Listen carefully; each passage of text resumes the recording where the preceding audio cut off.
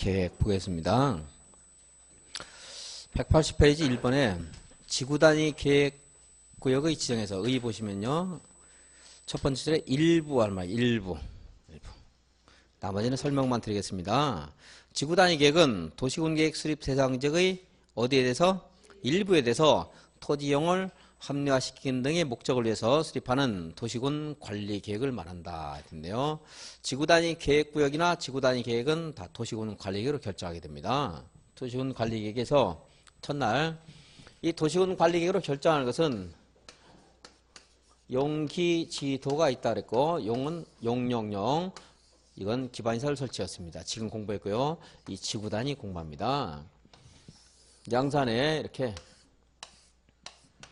도시지역, 관리지역, 농림지역, 자연환경 보전지역이라는 용도지역 등을 도시군 관리에 결정했습니다. 그래서 여기 도시지역 중에서도 만약에 이거 3종 일반 주거지역이다. 그러면은 3종 일반 주거지역 결정했을 때는 여기에서 토지에 대한 이용을 우리에게 제한하는 거죠. 도시군 관리계획으로 국토계획법에서. 그래서 건폐율은 50, 용적률은 300. 그리고 허용되는 건축물은 단독주택, 공동주택, 일종건생 플러스 교육시설, 노유자시설 플러스 종교시설 이런 것도 이제 가능할 수도 있게 됐습니다. 근데 여기가 양산에 이렇게 진입부여서 여기에 뭐 이런 단독주택 같은 건 좀 작은 것들, 일종건생 좀 초라한 것들 있는 것이 좀 시꺼러질 수도 있습니다. 경우에 따라서. 그럴 때는 여기를 이렇게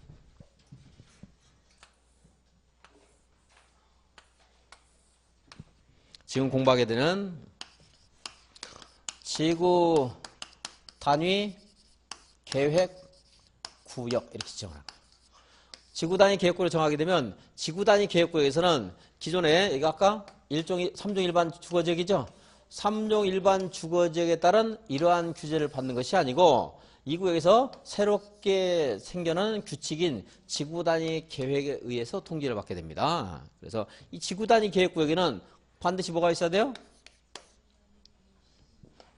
지구 단위 계획이 있어야 됩니다. 지구 단위 계획. 그래서 지금 본 것처럼 지구 단위 계획은 도시군 계획 수립 대상 지역의 일부를 대상으로 체계적으로 관리하는 등의 목적을 위해서 수립하는 도시군 관리 계획이다 이렇게 하는 거예요. 그러니까 지구 단위 계획 구역을 양산시 전부에 지정할 수는 없겠죠. 그러니까 양산시 일부에 지정할 것이고 따라서 지구 단위 계획은 도시군 계획 수립 대상 지역의 어떤 특정한 일부 지역을 체계적으로 관리하거나 보전하거나 정비하기 위해서 개발하기 위해서 수립하는 도시군 관리 계획입니다. 어떤 도시군 관리 계획이 일종이에요. 지구 단위 계획은 따라서 당연히 무엇이 있어야 돼요? 이 지구 단위 계획에는 여기에 있는 아까 하얀색에 있는 이러한 통제를 대체하는 통제가 있어야 되겠죠. 그러니까 노란색을 지정한 거죠. 노란색 괜히 한 게 아니고 규제를 다. 그래서 지구 단위 계획에는 당연히 그 지역에서 노란색 테두리 안에서 허용되는 건축물의 용도를 어떻게 할 것인가 제한. 그리고 그 지역에서 적용되는 건폐율은 얼마로 할 것인가. 용적률은 300이 아니고 350으로 할 것인지 250으로 할 것인지 용적률. 그리고 어떤 아주 좁은 지역에서 협소한 지역에서 특히 짜임새 있게 개발할 때는 그 지역의 건축물의 높이도 획일적으로 제한하는 경우가 있습니다. 높이의 최고 한도와 최저 한도. 양산의 진입부이기 때문에 양산을 좀 깔보면 안 되니까 다른 사람들이 여기서는 건축물을 50m 미만의 건축물은 건축할 수 없다 이렇게 최저 한도 같은 거 제한할 수도 있고. 물론 이제 조망권을 보호하기 위해서 50m를 초과할 수 없다 뭐 이렇게 할 수도 있을 것이고요. 그래서 이것은 지구 단위 계획에 당연히 있어야 되는 겁니다. 그리고 지구 단위 계획에서 이런 어떤 계획에서 토지 개발 계획 관련해서 건폐율 용적률 같은 것들을 상향해 주면 그 지역의 도로라든가 주차장 부족할 수 있죠. 그러니까 항상 이런 토지를 개발하는 계획에는 항상 현대인들이 이거 없으면 못 살아요 또. 건축물만 잔뜩 커지면 뭐합니까? 주차장도 없고 도로도 부족하면 안 되겠죠. 공원도 없고 하면. 그래서 기반시설에 관한 사항이 지구 단위 계획에는 반드시 들어가 있어야 됩니다. 이거 말고도 다른 것들 몇 가지 임의적인 지형사항이 있어요. 여기 있는 건 필수예요. 이제 지구 단위 계획에 있어야 됩니다. 그러니까 지구 단위 계획뿐만 아니고 우리가 지금 공부하는 것은 국토계획법. 토지와 관련된 규제를 하는 법을 공부하고 있습니다. 토지와 관련된 규제의 가장 기본은 건축물이에요. 건축물.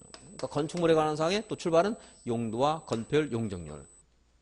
이것은 두 번째 시간에 그래서 계속 우리가 이걸 공부 다 한 거예요. 이제 용도 지역별로 허용되는 거. 근데 그 용도 지역별로 허용된 것과 다른 용도나 건폐율, 용적률을 지구 단위 계획으로 대체할 수 있다는 겁니다. 지구 단위 계획구역을 이제 어디에 지정할 수 있는가 보는데요. 지구 단위 계획구역은 용도 지구에도 지구 단위 계획구역 지정할 수 있습니다. 이 위에는 9가지 용도 지구를 지정할 수 있는데 뭐 방제 지구라든가 경관 지구, 고도 지구 하는 것들 또 두 번째 시간에 봤는데요. 용도 지구 위에 지구 단위 계획구역 정할 수 있습니다. 아직 공부한 다음 시간에 공부할 도시개발구역에도 지구 단위 계획구역 정할 수 있습니다. 도시개발구역. 여기에 시가지가 부족해서 새롭게 시가지를 조성하는 도시개발구역 지정할 수 있고, 그리고 정비구역에도 지정할 수 있어요. 정비구역. 택지개발지구에도 지구 단위 계획구역 정할 수 있습니다. 택지개발지구. 그리고 새롭게 개발 수요가 아주 급속도로 늘어나는 계도 시공으로 그동안 규제가 되었다가 이것들이 해제가 되는 지역. 이건 개발 제한 구역이고요. 계도시 수입의 세 글자입니다. 도시자연공원구역, 시가와 주정구역. 이건 그냥 공원. 우리 그냥 공원. 국토계획부에서 공부하지 않는 그냥 공원. 공원에서 해제가 됐어요. 해제가 되면 그동안 눌려요. 여기가 만약에 개발 제한 구역이죠. 여기가 개발 제한 구역.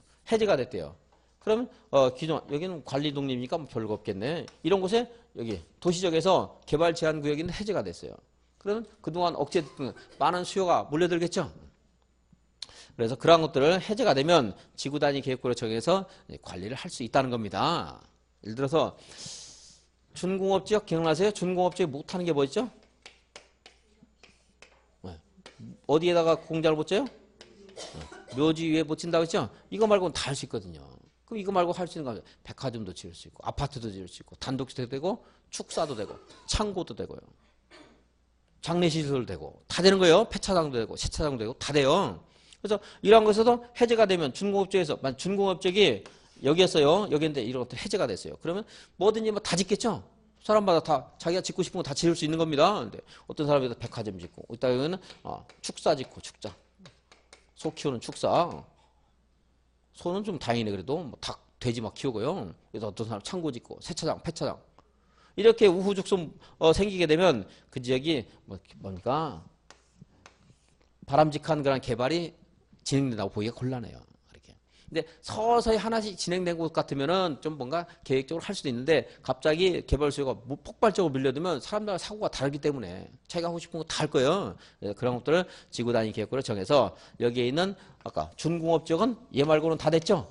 근데 여기는 이제 앞으로 지구 단위 계획구로 정되면 준공업 지역에서 허용되는 행위가 허용되는 게 아니고 무엇에 따라 허용돼야 돼요. 이제 여기요. 지구 단위 계획에 따라서 규제가 되는 거지. 여기서 묘지, 위락설 말고도 축사, 창고는 설치할 수 없다. 이렇게 건축 용도를 제한할 수 있다는 거지. 건폐율 용적도 이 지구 단위 계획으로 대체할 수 있다는 겁니다. 지정할 필요가 좀 있겠죠. 또 녹지 지역인데 그동안 녹지 뭘로 바뀌면 개발 수요가 많이 팽창하겠어요? 주거지역, 상업지역, 공업지역으로 바뀔 때. 또 녹관 자해 지역이었는데 관농자 지역이었는데 새롭게 도시 지역으로 편입되는 지역. 이러한 것들에 대해서 체계적이고 계획적으로 개발 관리할 필요가 있을 때는 지구 단위 계획으로 지정을 할 수가 있습니다. 근데 여기는 제가 암기사항이 아니라고 했죠. 기타 도시적에서 체계적이고 계획적인 개발 관리가 필요한 지역은 지구 단위 계획으로 지정할 수 있다. 이렇게 해놨고 우리 법에서. 그러니까 지구 단위 계획으로 지정할 수 있는 것은 몇 군데요? 몰라요. 무한정 왔습니다. 양산시장이 하고 싶으면 하는 거예요. 뭐 계획적으로 여기 관리할 필요가 있다. 지나가다가 여기는 좀 계획적으로 관리해야 되겠네. 계획적이 무슨 말 계획적? 그 사람 마음속에 있는 대로 하면 돼요. 물론 제가 좀 과장해서 말씀드렸지만 뭐 그것도 재량권도 합리적인 범위에서 행사를 해야 되겠지만 이렇게 포괄적이고 추상적인 상위 개념이 있기 때문에 여기는 그것들을 암기하는 거 아닙니다. 주거지역이 녹지적으로 바뀌었어요. 지구단위 계획구역 지정할 수 있다 없다? 있습니다. 여기서 이렇게 하는 것을 지정했으면 좋겠다 이런 정도의 예를 들어준 것이고 이러한 곳이라 하더라도 계획적 체계적으로 관리할 필요가 있으면 지정할 수 있는 거거든요. 근데 문제가 모의고사라든가 문제집이 이렇게 나와 이런 것들 안 된다고 해가지고 답으로 이거니까 이건 안 된다 이러는데 그건 아니에요. 이렇게 갈 수 있다고 해서 이렇게 하는 경우 하지 말란 말이 아니에요. 이렇게 할 때 할 수 있다 그랬지 이렇게 하면 못 한다고 안 해서 법에서 충분히 해석상 가능합니다. 그런 문제가 나오면 저한테 이제 물어보시면 말씀드리는데 실제 시험은 안 나와요. 실제 출제할 때는 그런 정도는 충분히 감수해서 걸립니다. 근데 문제집에 잘못된 것들이 있어요. 그렇게 법을 잘 이해를 못해서. 근데 그렇다 이제 무시하되. 그러니까 여기 있는 건 외우는 게 아니에요. 그런데 지구단위 계획구역이나 지구단위 계획은 도시군 계획 수립 대상 지역의 어디에 수립하거나 지정한다고요? 일부.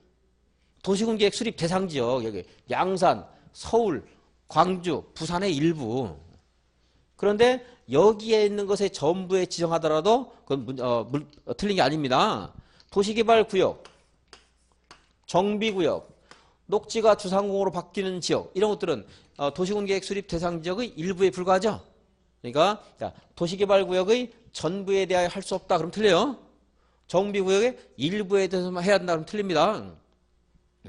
도시군계획 수립 대상 지역의 일부지만 여기에 있는 것의 전부나 일부에 지정할 수 있습니다. 택지개발지구의 전부나 일부, 여기서 해제되는 곳에 전부나 일부 이런 것에 다 지정할 수 있습니다. 전부나 일부와 여기서 전부나 일부와 아까 이것들을 어디다 지정하는가 해서 도시군계획 수립 대상 지역의 일부 하는 말과 좀 착각하시면 안 되고요. 그래서 여기는 임의적 지정 대상 지역이기 때문에 암기할 필요가 없고, 그런데 이것이 일정한 요건을 갖추면 의무적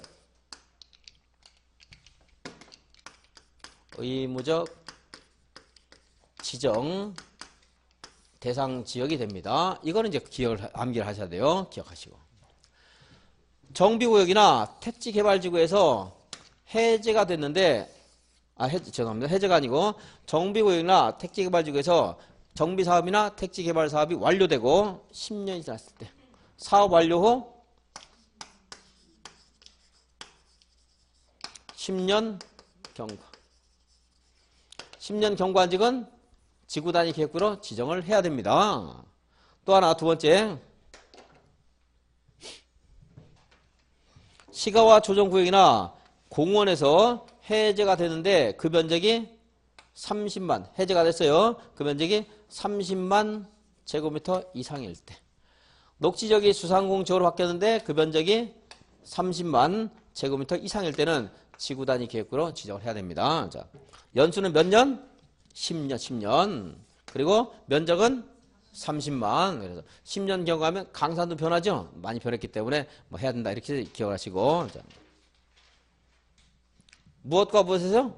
정비구역과 택지개발지구. 여러분들 지금도 어릴 때 사귀었던 친구들 생각나는 사람 있죠? 초등학교 때 막 손잡고 학교 갈 때 도시락 싸가지고 가다가 땡땡이 치고 뭐 학교 안 가고 이런 적은 없겠죠, 여러분들. 저는 있었는데. 그런 친구들 지금 생각나는데 10년, 20년, 30년 지나도 생각나죠? 그래서 10년이 지나도 그 사람들하고 어릴 때 정은 떼는데 택도 없다. 정을 떼는데 10년 가지고 택도 없어요. 좀 냉정한 사람은 제 강의랑 잘 안 맞아요. 난 한 달이면 다 정 뗀다 이러면 안 되고 10년 돼도 정을 떼는 택도 없다. 다음 30만 얼마 이상 할 때요? 10만이 아니고 30만 이상 할 때 30만 제곱미터지만 제가 킬로미터로 그냥 좀 바꿀게요. 30만 킬로미터 빛이 1초에 30만 킬로 간대요. 굉장히 빨리 가죠. 그래서 30만은 시공을 초월한다 이런 말을 써요. 빛의 속도가 시공을 초월한다 그러죠. 빛의 속도 시공을 초월해요. 빛의 속도 얼마? 30만. 뭘 초월해요? 시공을 줘요. 시공. 제가 분명히 빛의 속도 시공했는데 나중에 개발 제한구에서 해제될 면적이 30만 이상 할 때 그럼 또 틀리는 분이 계세요. 궤도 시공 해제하면 지정할 수 있는데 뭐만요? 빛의 속도? 시공. 녹지가 주상공으로 변하는 것도 30만입니다. 숫자 아래서 10년 30만 기억하셔야 되고. 자, 이렇게 기억을 했다고 치면 이제 볼게요. 도시개발구역에서 관련 사업이 끝나고 10년이 경과하면 지구단위 계획구로 지정을 해야 된다. 맞아요? 틀려요? 틀렸죠? 할 수 있다죠? 할 수 있다. 정비구역에서 정비사업이 끝나고 5년이 경과했을 때 지구단위 계획구로 지정할 수 있다. 그러면요. 5년이 경과하면 지구단위 계획구로 지정할 수 있다. 그러면요. 10년이 경과하면 지정할 수 있다. 그러면요. 틀렸죠? 해야 되니까. 5년이 경과하면 할 수 있다. 맞잖아요. 10년 경과하면 해야 되고 10년 경과가 아니란 다른 모든 것에는 할 수 있다가 되는 거고. 택지개발지구에서 관련 사업이 끝나고 5년 경과했을 때는 전부나 일부에 대하여 지구단위 계획구로 지정할 수 있다. 맞잖아요. 10년이 경과하면 지정할 수 있다 그러면요. 틀린 거고. 그러니까 얘네 둘은 10년 경과면 지정해야 되고 그것이 아닌 모든 사항은 할 수 있다. 자, 도시자연공원구에서 해제되는 면적이 30만 제곱미터 있다. 지정할 수 있다. 해야 된다. 도시자연공원구요. 할 수 있다. 그렇죠. 공원에서 해제되는 면적이 30만 이상일 때는 지구단위 계획구로 지정해야 됩니다. 공원에서 해제되는 면적이 10만 제곱미터이다. 지구단위 계획구로 지정할 수 있다. 못한다. 해야 된다. 할 수 있다. 할 수 있다. 녹지가 상업지역으로 바뀌었는데 10만 제곱미터가 바뀌었다. 할 수 있어요. 30만 이상이다. 그러면 그 많은 면적의 넓은 면적에서 아까 말씀드린 것처럼 여러 가지 시설이 우후죽순 새끼게 되면 너무 보기 싫고 개발이 그 도시가 난개발이 될 수 있기 때문에 30만 이상일 때는 해야 되고 좁은 지역은 조금 잘못된 개발이 있다 하더라도 그것이 뭐 그 도시의 전체의 흐름을 좌우하지 않아요. 그러니까 할 수도 있고 그 경우에 따라 안 할 수도 있고. 지구단위 계획구역 의무적 지정 대상 지역 봤습니다. 그리고 지구단위 계획구역은요 도시적 외의 지역에서도 지정할 수 있습니다. 도시 외의 지역. 도시 외의 지역 지정할 수 있다 없다? 지구단위 계획구역 할 수 있습니다. 도시 외의 지역 할 수 있는데 세 가지가 있습니다. 하는 경우. 빌게하지 마시고 들었다가 제가 무엇을 기억하라 하는 것만 하시면 돼요. 먼저 도시적 밖의 지역은 저기 또 멀리 있으니까 여기다 다시 한번 간단히 그려보겠습니다. 도시적 밖은 관리지역, 농림지역, 자연환경 보전지역 있죠? 그리고 이제 관리지역은 계획관리, 생산관리, 그리고 보전관리지역이 있습니다. 이렇게 먼저 가장 개발이 그 가능성이 열려 있는 곳이 어디라고요? 여기죠, 계획관리. 그러니까 지구단위 계획구역은 꼭 개발만이 목적은 아니지만 보통 일반적으로 이제 개발과 관련성을 가진 곳이 지구단위 계획구역이죠. 그러니까 이 중에서 어디가 가장 많이 지구단위 계획구역이 지정될 가능성이 많은 거예요? 여기죠, 여기. 여기 도시적으로 편입이 예상된다고 했죠, 여기. 그래서 이런 곳에 지정할 수 있어요. 계획관리지역이 100분의 50 이상이고 나머지는 생산관리나 보전관리인 지역. 이렇게 되는데 여기가 만약에 아파트나 연립주택 건설 계획이 있을 때는 사람들이 많이 모일 수 있죠. 규모가 크죠. 그래서 30만 제곱미터 이상일 것. 그런데 왜 30만 요구하냐면 사람만 많은데 기반시설 없으면 안 되기 때문에 얘 때문에 그래요. 30만 이상인데 초등학교도 중요한 기반시설인데 초등학교가 확보되어 있을 때는 10만 이상이면 돼요. 그리고 3번 아파트 연립의 건설 계획이 없을 때는 그냥 3만 이상이면 됩니다. 또 하나 여기에 건축 행위만 도시역 밖에 건축만 해놓고 기반시설 없으면 안 된다고 했죠. 그래서 기반시설 설치 등이 적절하게 이제 계획이 수립되어야 되고 자연환경 훼손하면 돼야 안 돼요. 주변 환경 훼손하면 안 되겠죠. 자, 기반시설이 적당히 갖춰져 있을 것이라든가 환경을 훼손하면 안 된다는 말은 어디에 갖다 붙여도 틀린 말 아니겠죠. 그랬죠? 근데 뭐 이것이 요건이 아닌 곳을 억지로 출제하는 사람이 갖다 붙이게 해서 틀리게 놨네요. 기반시설이라든가 환경을 침해하지 않아야 되는 것은 이런 추상적인 성격은 뭐 어디에서도 맞다고 생각하시면 됩니다. 이렇게 하는데 좀 이따 이것부터 보고 이것까지 다 보고 나서 말씀드릴게요. 뭐만 기억하면 되는가. 여기에서도요. 이제 여기는 개발진흥지구의 지구단위 계획을 정하는 겁니다. 어디요? 개발진흥지구. 개발진흥지구의 지구단위 계획구역을 정할 때도 이 요건이 적용돼요. 1번 말고 아파트 연립건설 계획이 있을 때는 30만, 초등학교 있을 때는 10만, 그 밖에는 3만이면 되고 기반시설이 적당해야 돼요. 기반시설이 부족해야 돼요. 적절하게 있어야 되겠죠. 자연환경 훼손하면 돼요, 안 돼요? 안 되겠죠. 그런 것도 여기도 적용됩니다. 그러면서 개발진흥지구는 이거 개발진흥지구부터 봐야 되네요. 개발진흥지구는 주거개발진흥지구, 산업유통개발진흥지구, 또 뭐가 있죠? 관광, 휴양개발진흥지구, 복합개발진흥지구와 특정개발진흥지구가 있다. 용도지구에서 한번 봤습니다. 근데 주거개발진흥지구 볼게요. 주거개발진흥지구는 이런 곳에 있을 수가 있어요. 노란 거가 뭐예요? 이게 지구단위 계획구역이 아니고 개발진흥지구입니다. 개발진흥지구. 이 개발진흥지구가 이렇게 있으면 이 중에서 계획관리지역에 있을 때만 지구단위 계획구로 정할 수가 있어요. 여기 있을 때만, 여기만, 이런데 지구단위 계획으로 정하면 돼요, 안 돼요? 안 됩니다. 그 의미가 왜 이러냐면, 지구단위 계획으로 정하게 되면 그곳에서는 계획관리직에 허용되는 건축물을 건축하는 게 아니고 얘에 따라서 건축물을 건축해야 되죠. 주거개발진흥지구의 지구단위 계획구역이 지정되면 지구단위 계획으로 이 용도지역에서 허용되지 않는 아파트나 연립주택도 건설 가능하도록 지구단위 계획으로 정할 수가 있어요. 여기다가 시장군수가 여기 개발진흥지구 지정해놓고 주거개발진흥지구 지정해놓고 다 지구단위 계획으로 정해서 아파트 건설할 수 있도록 한다면은 용도 지역의 또는 제도적 기능이 또 뭔가 몰각될 수가 있어요. 시장군수가 이런 거 할 수 있죠. 시장군수가 지멋대로 용도 지역의 그런 본래적 의미를 다 퇴색시키는 아파트 같은 거 짓게 하면 안 되니까. 그래도 아파트 지으려면 적어도 어디에 있어야 돼? 계획관리지역에 있어야 되겠죠. 그래서 주거개발진흥지구가 어디에 있을 때만 지구단위 계획으로 정할 수 있다? 예, 계획관리지역에 있을 때만 정할 수가 있습니다. 복합개발진흥지구는 여기 있는 것들 둘 이상이 결합된 건데 주거산업, 주거관광, 주거산업관광 이렇게 해서 복합개발진흥지구가 지정되면 역시 여기 있을 때만 가능합니다. 아파트 할 수 있으니까. 만약 그래서 산업과 관광 휴양 이것이 결합됐다 이럴 때는 이제 계획관리 지역이 아닌 곳에 할 수도 있어요. 이제. 자, 복합이란 말이 나오든 어쨌든 주거라는 말이 나와요. 주거는 어디에 있을 때만 할 수 있죠? 계획관리 지역에 있을 때만 할 수가 있습니다.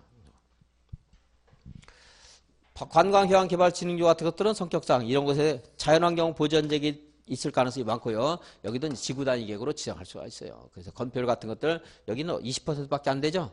용적률 80이죠. 완화해서 거기에 이제 건축물, 관광 관련된 시설물 설치할 수 있도록 지정할 수가 있는데 주거개발진흥지구는 어디에 있을 때만 계획관리지역에 있을 때만 할 수 있습니다. 산업유통개발진흥지구는 계획관리지역, 생산관리지역, 농림지역 이런 거 되는데 지금 한번 보고 이것이 기억날 것 같으면 한번 보겠지만 기억 안 나니까 버립니다. 나중에 기억 안 날 거예요. 너무 복잡해져서. 특정개발진흥지구도 계획관리지역에 있을 때만 할 수 있어요. 그런데 하나만 보겠습니다. 뭐만? 계획관리, 주거개발진흥지구. 자, 주거개발진흥지구는 어디에 있을 때 지구단위 계획으로 정할 수 있다? 계획관리지역에. 그래서 여기 이제 아파트 연립대 건설 계획 있으면 30만 이상 해야 되고 그리고 초등학교 있으면 10만 이상 하는 것들이 적용돼요. 그러니까 용도지구 폐지하는 지구단위 계획도 있었습니까? 용도지구 폐지? 할 수 있죠? 여기에 있는 용도지구가 있는데 방제지구, 경관지구 하는 것들이 본래 이제 그 용도지구는 행위자를 조례로 하는 것이 원칙입니다. 근데 조례한 행위자니 현실과 안 맞아서 그걸 폐지하고 싶다. 지구단위 계획으로 대체하는 그런 지구단위 계획을 정할 수가 있어요. 근데 여기는 30만, 10만, 3만 하는 요건이 적용 안 돼요. 그렇기 때문에 지구단위 계획구역을 정하려면 아파트 연립주택 건설 계획이 있는 경우에는 3만 이상 해야 된다 이런 말 적용 안 돼요. 얘 때문에. 여기 어딘가에 하나에 해당되면 정할 수 있거든요. 지구단위 계획구역. 이거 어느 세 가지 요건을 다 갖추는 게 아니고 여기에 해당돼도 할 수 있고 여기도 해당돼. 여기도 할 수 있어요. 그리고 아파트 연립대 건설계획 있고 초등학교가 있으면 10만 이상 해야 된다 하는 말도 틀릴 가능성이 상당히 많아요. 해석상. 여기에 해당될 때는 또 그런 제한이 없거든요. 그래서 이 면적은 시험에서 물어보기가 너무 어렵다. 아무리 봐도 그걸 아주 국어도 빠삭해야 되고 법체계도 빠삭해야지 틀리지 않는 지문을 하나 만들까 말까요. 너무 어려워요. 지문도 길어지고. 그러니까 여기서는 그런 말 나올 가능성이 별로 없고 혹시 나온다면 그러니까 여기 면적이 이렇게 생각하시면 돼요. 30만, 10만, 3만 여러 가지가 있을 수 있다. 혹시 시험에서 단정적으로 얼마 이상 해야 된다 이런 말 나오면 틀릴 가능성이 많습니다. 그 정도만 생각하시고 넘어가시고 이것도 어려운 것에 비해서 시험에 나올 가능성이 그렇게 높은 것도 아니고 출제하더라도 틀릴 가능성이 많아요. 잘못하면. 그래서 여기는 건드리지 않을 가능성이 많습니다. 기반시설 자연환경 같은 것들은 쉬운 거니까 생각하시고. 근데 제가 하나만 보자고 했죠. 개발진흥지구의 지구단위 계획구를 정할 때는 주거개발진흥지구가 어디 있을 때? 계획관리지역에 있을 때 할 수 있다. 그랬습니다. 그래서 이 사람들 못한 짓을 많이 할 때가 있는데 개주들 지구에서 다 쫓아내면 좋겠어요. 떠나라고. 지구단위 계획구역은 개주가 관련됩니다. 그래서 이렇게 한번 외우시고 이거 이제 도시역 밖에 지정할 수 있다 이거 하시고 그런데. 지구단위 여기까지 본 거 확인하고 지구단위 계획 보겠습니다.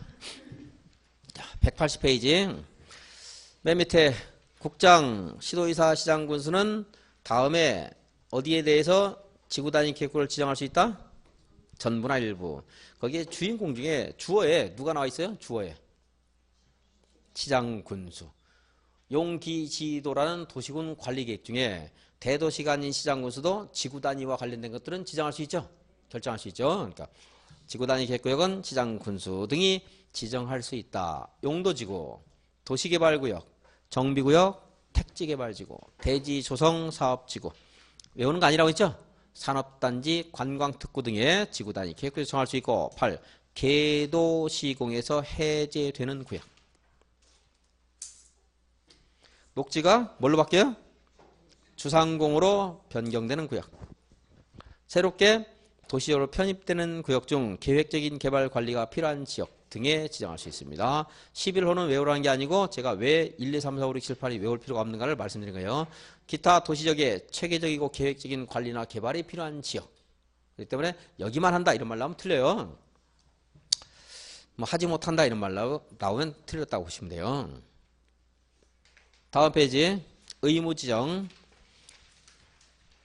국장, 시도지사, 시장, 군수는 다음에 해당하는 지역은 지구단위 계획구로 지정하여야 한다 그랬죠? 지정해야 된다. 그래서 1번 정비구역에서 사업이 시행되는 사업이 끝나고 몇 년 지났어요?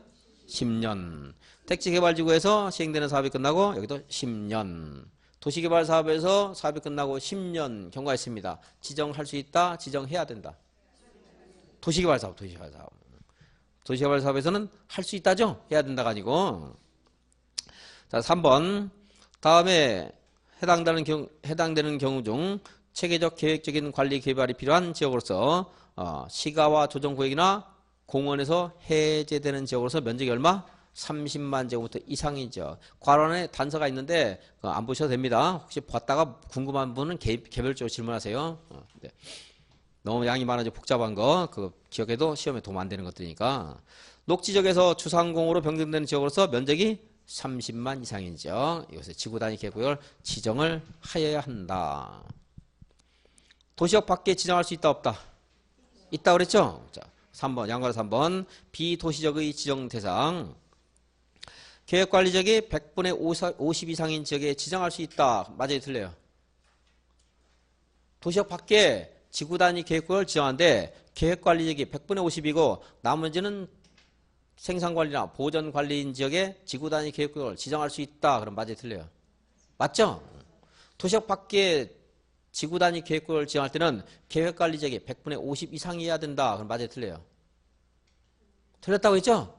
왜냐하면 1번에만 공부하는 게 아니고 2번, 3번도 도시역 밖에 할 수 있는 것이 있는데 1번에서는 여기에 계획관리가 100분의 50이고 생산관리, 보전관리가 나머지일 때 이곳에 지정해야 된다. 1번에만 해당되는 요건이기 때문에 도시역 밖에 지정하는 요건은 여기 있는 요건을 써놓고 도시역 밖에 한다고 그러면 안 돼요.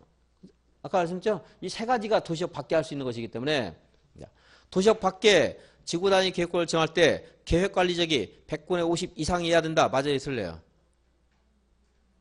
맞아요? 틀려요? 틀렸다고 했죠?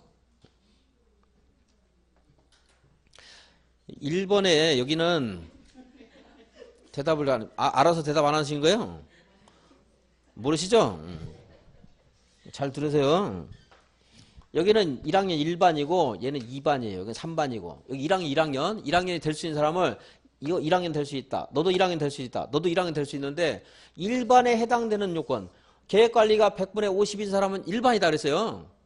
그럼 1학년은 계획관리가 100분의 50일 때만 1학년이다. 그럼 돼야 안 돼요? 틀려죠? 왜냐하면 2반도 1학년이고 3반도 1학년인데 여기는 100분의 50이 아니어도 1학년이 될 수 있거든요. 그러니까 100분의 50은 1반의 요건이지 1학년의 요건이 아니라니까요. 1학년은 이것이도 되고 얘도 되고 얘도 되는 거예요. 이제. 근데 자, 계획관리적이 100분의 50 이상인 곳만 1학년이다. 그럼 돼야 안 돼요? 틀렸죠? 자, 도시적 밖에 지구단위 계획구역을 정할 때는 계획관리가 100분의 50 이상이어야 된다. 맞아요? 틀려요? 틀렸죠?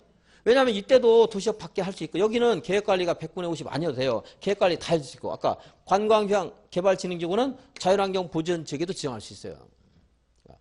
이런 요건에 해당되는 게 이제 여기서 사실 출발을 시작한 건데 그 도시역 밖에 지구단위 계획구 정할 때 이것만이 아니고 이런 것들도 요건이 생긴 거예요. 이제 추가로. 그러니까 이것만 도시역 밖의 요건이다 그러면 안 돼요. 도시역 밖에는 얘부터 시작했어요. 얘가 사실은. 얘부터 시작했지만 그러면 얘네들이 없어요. 얘가. 도시역 밖의 지구 단위를 여기에 지정을 못해. 그러면 도시역 밖의 지구 단위 계획권을 정할 때는 계획관리가 100분의 50 이상이어야 된다. 맞아요. 그럼 이제. 근데 이런 것들이 생긴 거 이제. 이거 아니어도 지구 단위 계획권을 정할 수 있어. 도시역 밖에. 더 쉬운 거. 도시역 밖의 지구 단위 계획권을 정할 때는 면적이 30만 제곱미터 이상이어야 된다. 맞아요? 틀려요? 틀렸죠? 왜냐하면 10만짜리도 있고 3만짜리도 있고 심지어 면적 제한 없는 거지 이런 거. 면적자가 더 없어요. 그 정도. 그것도 어려운데 여기 있는 것들 막 공부를 해서 숫자를 빠삭하게 암기하고 계신 분들이 있습니다. 알고는 있는데 시험에 나오면 몰라요. 문장을 만들면. 무슨 말인지를 몰라. 숫자만 알고 있지. 저도 좀 저번 시간에도 그분도 열심히 하시는 분인데 아직까지 정리가 안 되니까 나중에 이거 너무 책이 두껍고 어려운데 이제 해보니까 만만치 않은 거 알았죠. 이제. 그러니까 유학집만 외우면 되겠습니까? 그러시는데 유학집을 외우는 게 아니고 알기 위해서 자꾸 지금 공부하는 거예요. 이제. 여기서 좀 알아야 유학집을 내용을 알고 알아야 되는 거지 암기는 안 되거든요. 제가 쓰고 저도 암기를 못하고 있는데 어떻게 암기하려고 하신지. 암기는 안 돼요. 그냥 아는 거지. 자꾸 들어서 아셔야 돼요. 그러니까 암기하다 보면은 더군다나 쓸데없는 걸 암기하게 되고 그 쓸데없는 걸 알았는데 시험에 나면 틀려요. 이제. 무슨 말인지 모르니까. 암기가 안 돼요. 이해를 하셔야 되지. 단수 암기에서 숫자 탁탁탁 찍어서 하는 거는 이제 아주 초창기에 10회 이전에 이럴 때 갖고 다른 시험부터 우리 시험 지금 그게 아니고 문장과 전체적인 절차를 흐름을 알고 있는가 이런 걸 물어보는 문제가 훨씬 많아요. 딱 한 줄에 지문이 한 줄에 나오는 것들은 한 문제 아니면 두 문제밖에 없어요. 두 문제 잘해봐야 세 문제. 문장이 길어지죠. 그 문장의 의미를 알고 있는가 이걸 이제 물어보는 문제가 보통이기 때문에 그렇습니다. 그래서 너무 어려워서 해결 안 되는 것들은 또 버리기도 하고 그런다고 했죠. 자, 면적 제한이 하나만 있는 것은 아니라는 것 취지 알아두시고 됐습니다. 아까 주거개발진흥지구는 어디 있을 때? 183페이지 그것만 확인했습니다. 동그라미 2번 개발진흥지구 지정할 수 있어요. 자, 도시역 밖에 있는 개발진흥지구에 지정할 수 있다. 맞아요? 틀려요? 맞죠? 이제 그런 큰 흐름만 잘 기억하시고. 지역적인 것은 그 주거개발진흥지구였네요. 이번에 주거개발진흥지구는 계획관리지역 괄호 안에 있는 거 연결해서. 그러니까 시험에서 이제 얘는 나올 수가 있어요. 시험에서. 그래서 주거개발진흥지구가 농림지역에 있을 때 지구 단위 계획구로 지정할 수 있다. 이렇게 나오면 틀렸다는 거. 그 정도 기억해 주시고. 다음에 지구 단위 계획 보겠습니다. 지구 단위 계획. 지구 단위 계획의 수립 기준 같은 건 한꺼번에 하면 되겠고 186페이지 보셔야 되겠네요. 186페이지 지구 단위 계획의 내용. 지구 단위 계획에는 지구 단위 계획구역 지정 목적을 달성하기 위해서 186페이지 2호와 4호의 사항을 포함한 분리사항이 포함돼야 된다. 그렇죠? 2호와 보니까 네모 표시해놨네요. 대통령령으로 정하는 기반시설의 배치와 규모. 그리고 4호가 뭐 있어요? 용건용의가 있네요. 건축물의 용도 제한, 건폐율, 그리고 건축물의 용적률, 건축물의 높이의 최고 한도 또는 최저 한도, 용건용의와 뭐요? 기반시설에 관한 사항. 5번 건축물의 배치나 형태, 규모, 색채, 건축선 하는 것들은 이제 임의적인 사항입니다. 아까 여기에 제가 양산시 도입부였죠? 그럼 여기에 어떠한 건축물이 가능한가? 용도 알려줘야 되겠죠? 용도만 알려주면 끝이에요? 건축물 건축할 때 뭐가 필수? 용적률, 건폐율 알려줘야 되잖아요. 그리고 높이의 최고 한도, 최저 한도 이런 거 알려주겠는데, 근데 이제 양산에서 뭐 추구하는 상징적인 색깔, 뭐 노란색이니까 노란색 할까요? 그래서 여기는 건축물을 다 노란색으로 해야 된다 하는 것들이 있을 수도 있다는 겁니다. 건축물의 형태나 배치, 그리고 건축선 하는 것은 이제 건축법에서 공부할 텐데요. 건축선 이런 것들 뭐예요? 임의적인 사항. 교통처리계획도 임의적인 사항. 근데 전에는 교통처리계획이 필수적인 사항인 때가 있었어요. 몇십 년 전에는 여기 양산시 가면 도로라든가 신호등이라든가 횡단보도가 없는 거지 뭐 천지였어요. 근데 지구단위 계획으로 정하게 되면 거기 사람들이 많이 살게 되는데 도로에 신호등 놓고 그러면 곤란하기 때문에 교통처리계획을 포함한 5가지 이상이 필수해야 된다. 과거에 그런 적이 있었어요. 근데 지금은 뭐 신호등이 없거나 이런 것들이 많지 않습니다. 그래서 근데 그런 곳이 있을 수 있잖아요. 또 양산시 그곳에 지구단위 계획을 정할 수 있기 때문에 교통처리계획은 뭐야? 임의적인 사항. 그래서 얘네들은 임의적 사항이에요. 전에는 5가지 이상이 필수해야 필수이기 때문에 교통처리계획 등을 포함한 5가지가 포함돼야 된다는데 지금은 2가지밖에 안 돼요. 포함해야 될 사항이. 그러니까 2와 4를 포함하는 순간 2가지 이상이 달성됐죠, 목적이. 그러니까 2와 4를 포함해야 된다 그러면 끝나는데 2와 4를 포함한 둘 이상이 포함돼야 된다는 것도 말이 괜히 중복돼 있죠. 잘못돼 있죠. 사실은 문장이. 전에 얘기하면 교통처리를 포함한 5가지 이상이 포함된다 하는 문장 구조를 그대로 하다 보니까 이렇게 좀 어색한 표현이 지금도 나와 있는데 어쨌든 2와 4는 필수. 4부터 볼게요. 뭐죠? 필수가? 건축물에 용건, 용이. 그리고 뭐? 건축물 있으면 뭐가 있어야 돼요? 꼭? 기반시설. 이러한 기반시설에 우리가 사람 사는 곳에 공원 있어야 되겠네요. 공원. 학교도 있어야 되겠네요. 공원 중에 묘지공원은 지구단위 계획에 필수적인 기반시설에 해당된다, 안 된다? 묘지공원. 안 되겠죠? 묘지공원 같은 것들. 학교 중에 대학은 여기에는 필수사항이다, 아니다? 아니겠죠? 아직 기반시설 부담계획 공부하는데, 기반시설 부담구역 공부하는데, 기반시설 부담구역에도요, 사람들이 건축행위가 활발한 곳에 지정할 수 있어요.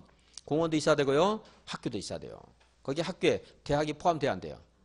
안 되겠죠? 대학 같은 것들. 대학은 또 이제 그 지역의 기반시설, 건축행위하는 사람이 대학 설치 비용을 내야 되는데, 돈만 내고 자기 자녀를 꼭 그 학교에 보낸다는 보장도 없죠? 성적 안 내면 못 갈 텐데, 억울하게 말하죠. 그러니까 대학은 이런 좁은 지역은 대학 없어요.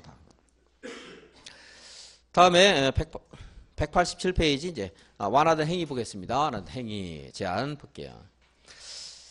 183 양관의 3번에 지구단위 계획구역에서는 다음의 규정 등을 지구단위 계획으로 완화하여 적용할 수 있다. 있는데요. 완화되는 거 표에 있죠. 맨 위에 건축물의 건축 제한 그리고 뭐가 있죠? 그 밑에 건폐율 또 용적률 그리고 조경이나 공개공제 같은 건 안 보겠습니다. 건축물에 무슨 제한이 있어요? 또 높이 제한 그리고 그 밑에 마지막으로 뭐 있죠? 부설주차장 설치 의무. 시험에서 다음 중 지구단위 계획으로 완화할 수 있는 것이 아닌 것은 하면 이거예요. 이거. 용, 건, 용이 완화할 수 있죠? 이거를 지구단위 계획으로 여기와 달리 정할 수 있다는 말은 여기 있는 규제를 완화할 수 있다는 말이죠. 물론 강화할 수도 있고요. 그러니까 완화하는 것은 이미 4가지는 공부한 거예요. 용, 건, 용이. 근데 조경이라든가 공개 공지까지 같이 집어넣고 그걸 완벽하게 암기하려면 나중에 기억도 안 나고요. 이제 너무 부담이 많아져요. 그럴까요? 뭐 완벽하게 암기한다면은 시험에 나왔을 때 확률이 높아지겠지만 완벽하게 암기하는 것도 쉽지 않기 때문에 공부한 걸 그대로 써먹는 다시 용, 건, 용이 완화할 수 있죠. 그 정도만 해도 확률은 나왔을 때 60, 70%예요. 이제 아닌 것은 했을 때. 근데 부설주차장 하나 더 추가했습니다. 부설주차장 설치 후 완화할 수 있다고 했죠. 근데 지구단위 계획구역 여기 지구단위 계획구역을 정했는데 여기 있는 지구단위 계획구역 지정 목적이 한옥마을 조성을 해서 지구단위 계획구역을 정했거나 아니면 차 없는 거리를 조성하기 위해서 지구단위 계획구역을 정했대요. 그럼 부설주차장 설치 의무를 그때는 100%까지 완화할 수 있어요. 이제. 뭐 한옥을 좀 장려한다는데 그 한옥을 지키기가 어렵다면서요. 뭐 3제곱미터당 건축비가 한 1,000만 원 이상 들고 그래서 잘 활발하게 진행이 안 된다는데 우리 법에서도 이제 한옥과 관련된 그 권장책들이 몇 개 있습니다. 주택법에도 있고. 189페이지 외가로 3번 부설주차장 설치 의무 두 번째 줄 100%까지 완화할 수 있다 있죠? 네모에 보니까 뭐예요? 차가 없는 곳이에요. 생각해보면 상상하려면 한옥마을이라든가 이번에 차 없는 거리 차량 출입을 금지하는 구역을 지구단위 계획으로 설정했을 때 이럴 때는 100%까지 완화할 수 있다. 그럼 100% 완화할 수 있다는 말이에요. 앞으로 혹시 시험에서 완화할 수 있는 것은 용건용이나 부설주차장 설치 기준 완화할 수 있다는 말 나오면 맞죠? 그러면은 건폐율을 얼마까지 완화할 수 있는가? 190페이지 보고 다시 180페이지 다시 넘어올게요. 190페이지 외가로 6번 외가로 건폐율을 몇 %까지 완화할 수 있어요? 150. 용적률은 200. 도시지역이든 도시지역이 아니든 최대치가 150, 200입니다. 건폐율은 얼마? 150. 용적률은 200. 자, 그러면 다시 188페이지에 이제 건폐율 완화 규정을 한번 보겠습니다. 건폐율 완화.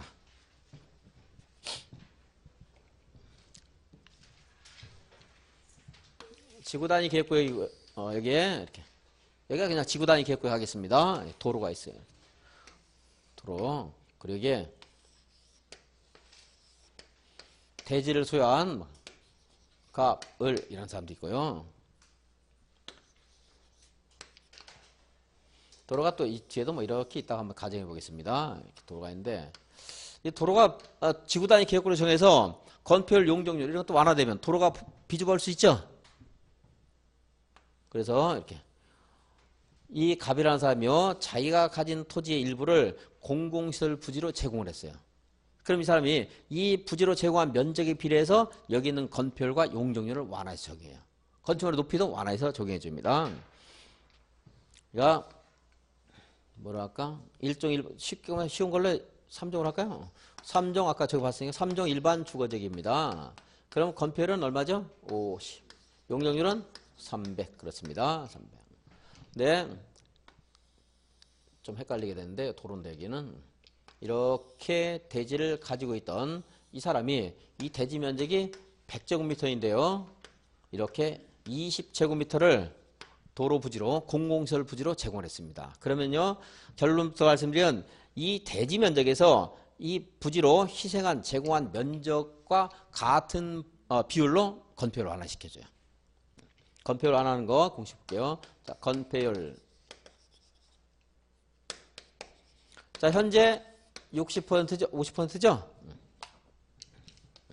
자, 50%. 이거는 당연히 확보를 해줘야 되겠죠? 50% 곱하기 1 하면 50. 이거 확보된 거죠? 더하기. 기존의 면적 얼마요? 소유하고 있던 제곱 면적. 그리고 이 사람이 얼마를 제공했죠? 20%. 100분의 20. 거기다가 건폐율을 이제 곱해주는. 그럼 계산해 볼까요? 그럼 이거는 50 더하기 100분의 20 곱하기 50이네요.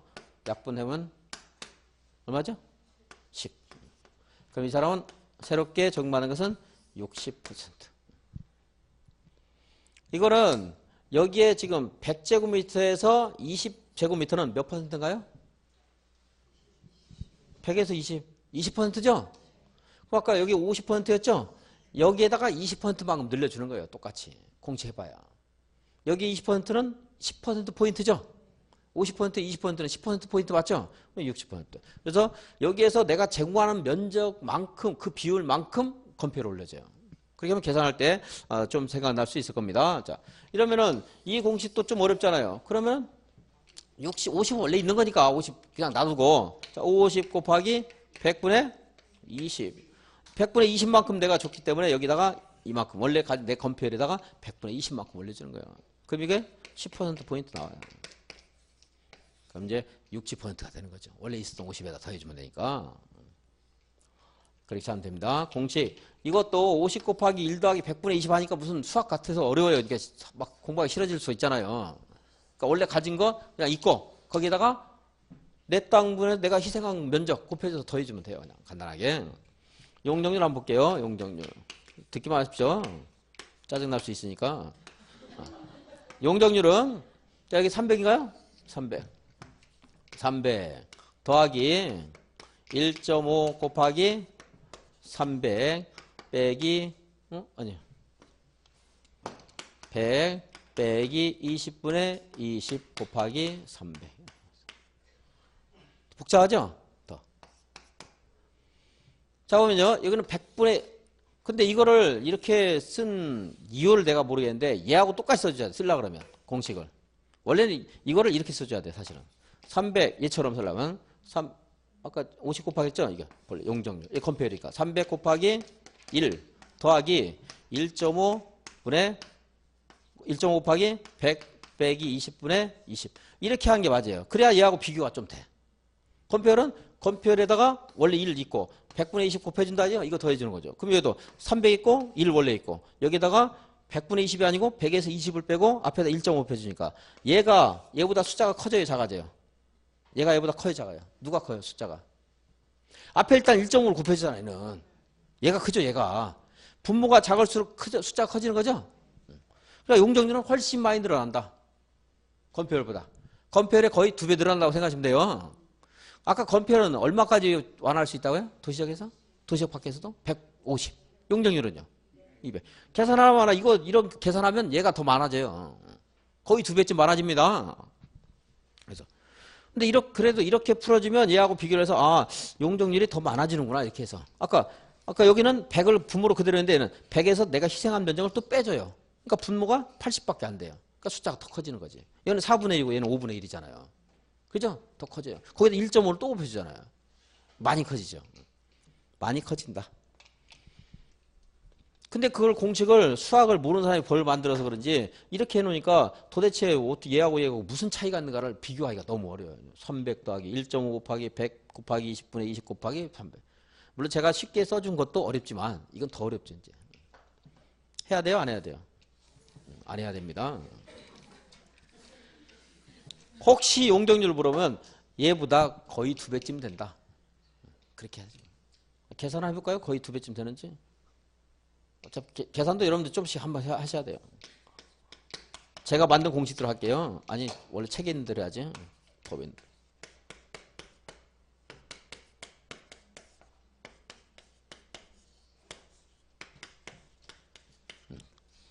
그러면은 80이죠? 80. 20이고 나누고 그럼 4분의 1인가? 4분의 1. 얘는 이거 하면 75인가요? 그죠? 75죠? 75. 75에다 1.5를 또 곱하니까 75에다가 37.5인가? 107, 108? 108? 뭐 그 정도면 돼요. 아까 여기서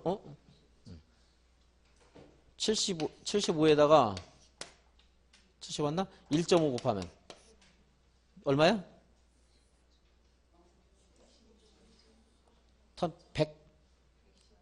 175 더하기 예? 11.25? 112.5 아니에요? 112.5? 110.5 그러니까 412.5%. 이제 계산기로 하면 돼요, 여러분들. 그러니까 여기는 여기서는 한 3분의 1쯤 늘어났네요. 아까 여기서는 그렇게 안 늘었죠? 아까 50에 5분의 1 늘었죠, 아까. 5분의 1 늘었는데 여기 3분의 1. 많이 훨씬 많이 늘었잖아. 2배는 아니지만 거의 2배쯤 늘어난다고 제가 그랬죠. 훨씬 많이 늘어난다. 안 물어보니까 신경 쓰지 마시고 혹시 물어보면 여기 계산한 것보다 많이 늘어. 안 물어보니까 신경 쓰지 말고. 요것만 하시면 요것만. 자. 이것만 하시는데 자, 요거 이제 버리고 자. 여기에서 하나 이제 조금 조심할 게 올해는 이것도 물어볼 수 있습니다. 앞으로 이제 충분히 어려운 거 아니 그렇게. 내가 이걸 뺏겼죠. 내가 희생한 토지 이거 20제곱미터. 여기에 도로가 이렇게 작은 게 2개 있었는데 얘가 큰 게 생기니까 이거 필요 없어질 수가 있죠. 그래서 이 필요 없어진 토지를 이 사람이 이렇게 줄 수가 있어요. 이렇게 제공했을 때. 그러면은 이 10제곱미터가 들어왔다고 칠게요. 그럼 이 사람은 얼마를 희생한 거예요? 10이죠, 10. 그럼 빼줘야 돼요. 만약에 그런 게 있으면. 이 그림을 보면 시험에서 이게 없으면은 그냥 이것만 가지고 계산하면 되는데 혹시라도 그러니까 단순하게 생각하시면 돼요. 여기 내가 순수하게 희생한 면적만 가지고서 건폐율이 완화돼야 되겠죠? 20을 내가 줬는데 여기서 20을 받았어요. 그 사람을 완화시켜줄 수는 없잖아요. 그죠? 그래서 그럴 때는 여기 20에서 10을 빼주면 됩니다. 내가 뺏긴 땅 면적만큼만 늘어나는 거예요. 그러면 10% 뺏겼으니까 10%. 그럼 아까 50이었는데 55가 되겠네요. 그게 되죠? 이거는 앞으로도 이제 몇 번 모의고사 같은 데서 나왔을 때 이제 풀어보셔야 됩니다. 자, 1번 볼게요. 1번. 공공시설 부지를 제공하는 경우에는 다음의 비율까지 건폐율 용적률 높이를 완화하여 적용할 수 있다. 네, 가 보시면 가. 완화할 수 있는 건폐율은 해당 용도 지역에서 적용되는 건폐율 곱하기 대괄호 1 더하기 공공시설 부지로 제공하는 면적 나누기 원래 대지 면적. 근데 공공시설 부지로 제공하는 면적이 분자로 가는데 걔가 좀 빠질 때가 있어. 제외할 때 있죠. 제외할 게 뭐예요? 제외할 면적이 있다면 공공시설 부지가 용도 폐지됨으로써 그 공공시설을 무상으로 양수받는 경우에는 그 양수받은 면적은 빼고 산정한다 하는 말이 괄호 안에 또 있죠. 그 말이 무슨 말인가 여러분들 이해할 수 있으면 되겠고요. 이제 그 시험에서 그림으로 나왔을 때 그 면적이 있으면 이제 빼주면 됩니다. 근데 그게 없으면은 그냥 원래 대지 면적분의 제공한 면적 곱하기 건폐율 해주면 돼요.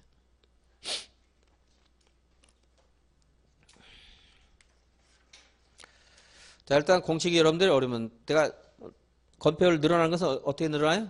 내가 제공한 면적 비율만큼 늘어난다. 그거는 기억 한번 하셨다가 나중에 이제 공식 나왔을 때 한번 수학 뭡니까? 한번 써보시면은 기억이 좀 오래 갈 수 있어요. 이제 191페이지 두 가지만 확인하고 15분 쉬겠습니다. 동그라미 1번 191페이지 세 번째 줄에 3년 되는 날의 다음 날. 3년 되는 날의 다음 날. 지구단위 계획구역 지정에 관한 도시군 관리 결정의 고시로부터 3년 이내에 지구단위 계획을 수립하지 않고 있습니다. 그러면은 그 3년 되는 날이 다음 날 지구단위 계획구역 관련된 도시군 관리 결정은 효력을 상실하게 됩니다. 그러니까 3년 이내는 지구단위 계획을 수립을 해줘야 돼요. 구역을 정하고 몇 년? 3년. 3년 동안 안 하면 효력은 상실한다. 맨 밑에 양괄호 2번. 이건 일반적인 말들이고 지금쯤 이해를 하셨을 것 같네요. 지구단위 계획구역에서 건축물을 건축하거나 건축물의 용도 변경하거나 공작물을 설치하려면 지구단위 계획에 맞게 해야 된다. 다만 지구단위 계획이 수립되어 있지 않은 경우에는 그러하지 아니하다. 지구단위 계획이 없는데 무슨 계획이 없는데 계획을 지켜라 할 수 없죠. 계획이 있을 때만 이제 지키는 겁니다. 5분만 쉬었다 개발인허가 보겠습니다.